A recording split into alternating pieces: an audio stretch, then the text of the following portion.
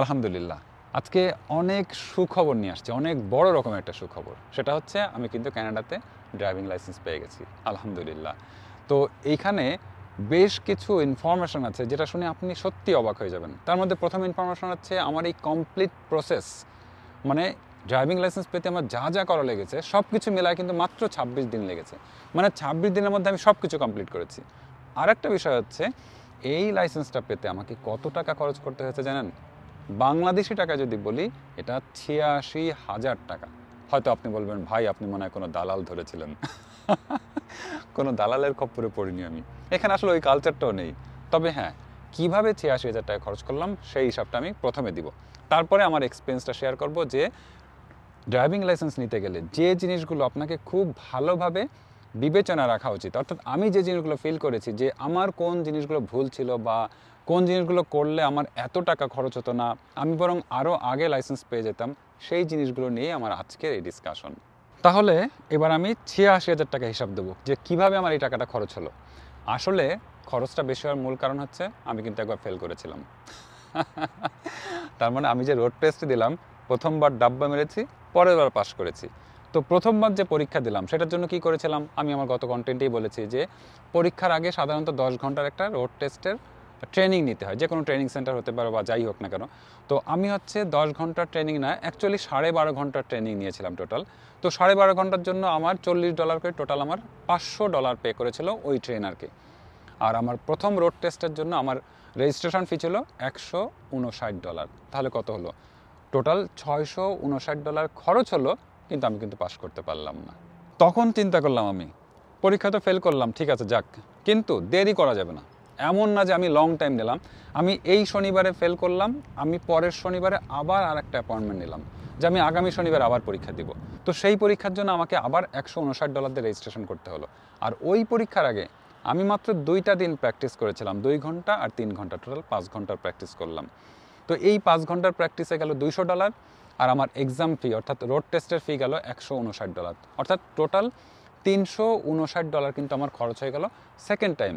আলহামদুলিল্লাহ, এই সেকেন্ড টাইমে কিন্তু আমি পাস করে গেলাম। তাহলে আমার টোটাল খরচ হলো কত, সেটা একটু চিন্তা করে দেখেন তো কত হয়। টোটাল খরচটা বলার আগে একটু বসে নিই, কারণ এত খরচের কথা চিন্তা করলে আসলেই আমার মাথা ঘুরে যাচ্ছে, যদি মাথা ঘুরে পড়ে যাই। সেটা হচ্ছে, প্রথমে গেল 659 আর পরে গেল হচ্ছে 359। টোটাল খরচ হচ্ছে $1,018, মানে কানাডিয়ান ডলার।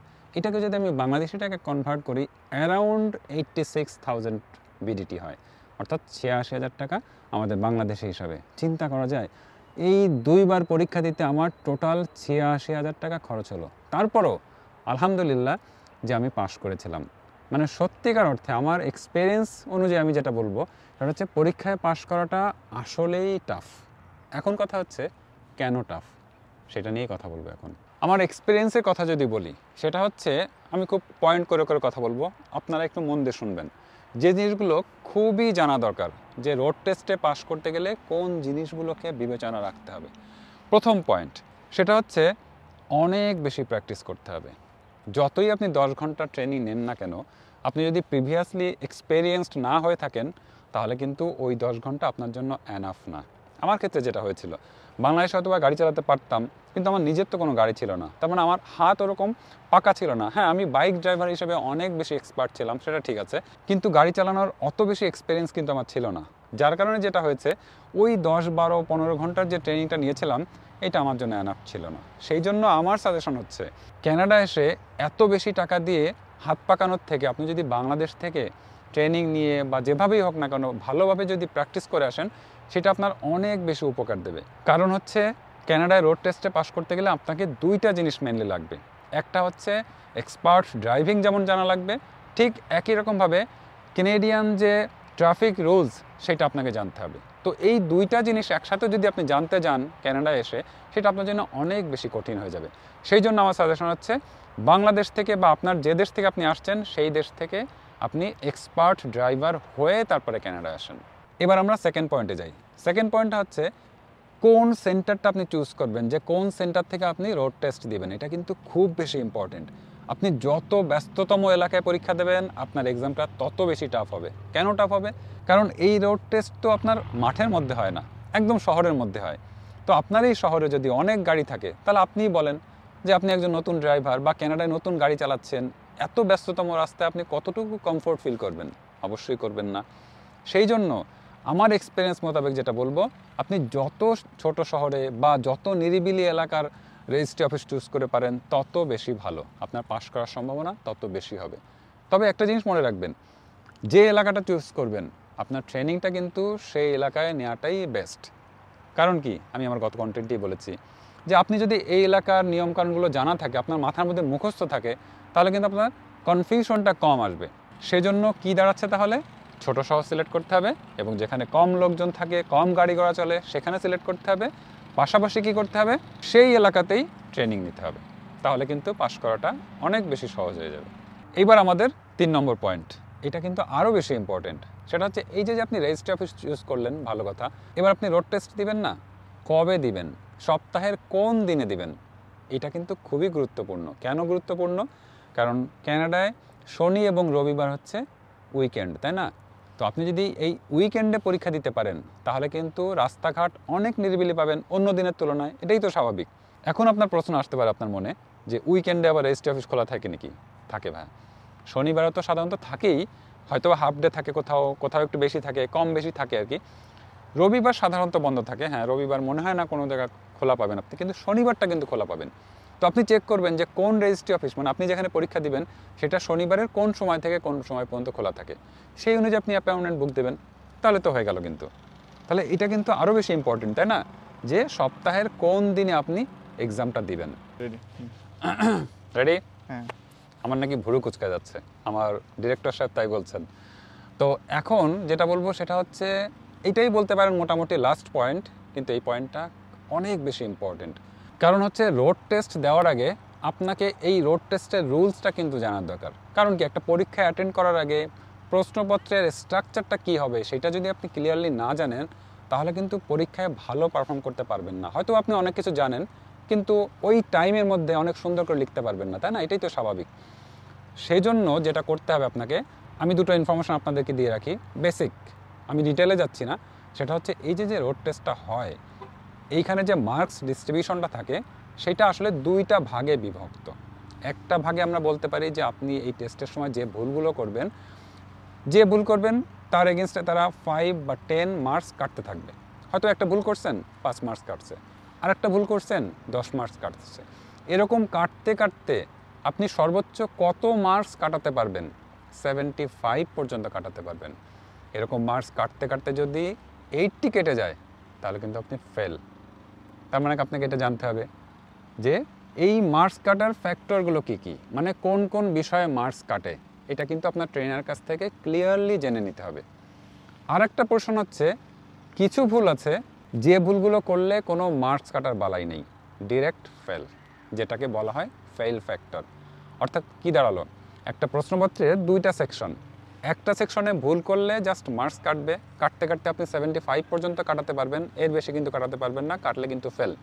আর আরেক সাইডে হচ্ছে ফেল ফ্যাক্টর, যেটা করলে কোনো কিছু দেখবে না, এক বাক্যে বলে দেবে আপনি ফেল।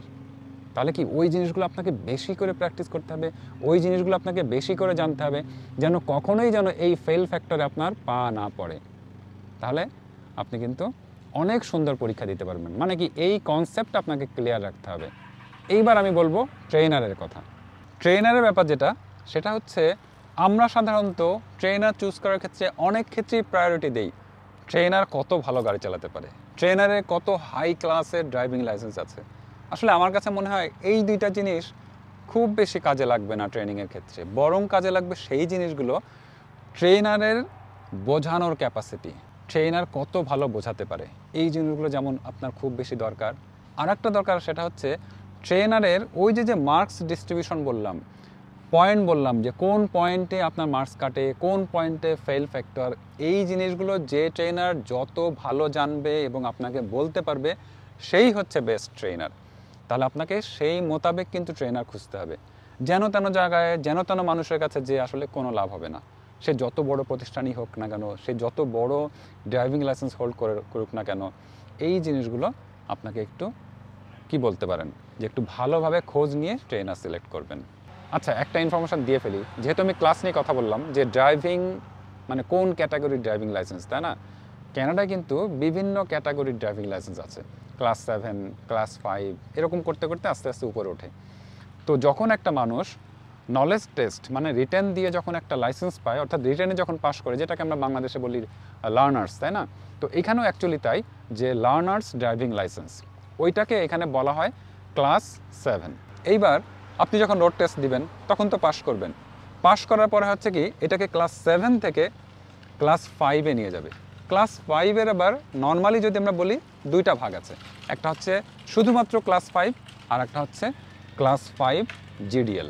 ক্লাস 5 হলে কি হবে আর ক্লাস 5 জিডিএল হলে কি হবে সেটা নিয়ে শর্টলি একটু আইডিয়া দিই।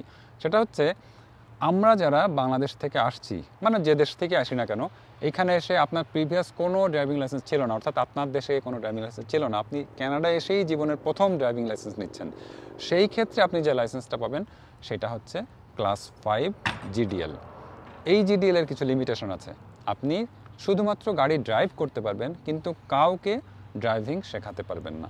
কিন্তু যাদের প্রিভিয়াস লাইসেন্স ছিল, যেমন আমার বাংলাদেশের লাইসেন্স ছিল, যেটার কারণে আমি এত শর্ট টাইমে পরীক্ষা দিতে পেরেছি, আমরা কিন্তু লাইসেন্সটা পাচ্ছি অনলি ক্লাস 5। এই ক্ষেত্রে যেটা হবে, আমি কিন্তু নিজে গাড়ি চালাতে পারবো এবং আলহামদুলিল্লাহ আমি চাইলে আমার বন্ধু বান্ধব, আমার ফ্যামিলি মেম্বার, এদেরকেও কিন্তু আমি ড্রাইভিং শেখাতে পারবো। এটার জন্য কিন্তু আমি এলিজিবল। তার মানে কি আমি কিন্তু আরও একটা ক্লাস উপরের লাইসেন্স পেয়েছি, আলহামদুলিল্লাহ। তাহলে ভিডিওর একদম শেষ পর্যায়ে চলে আসছি, অনেক ইনফরমেশন দিয়েছি।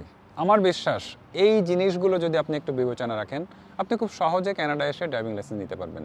ইভেন আপনার পরিচিত কেউ যদি এসে থাকে তাদেরকেও ভিডিওটা শেয়ার করতে পারেন, তারা উপকৃত হবে ইনশাল্লাহ।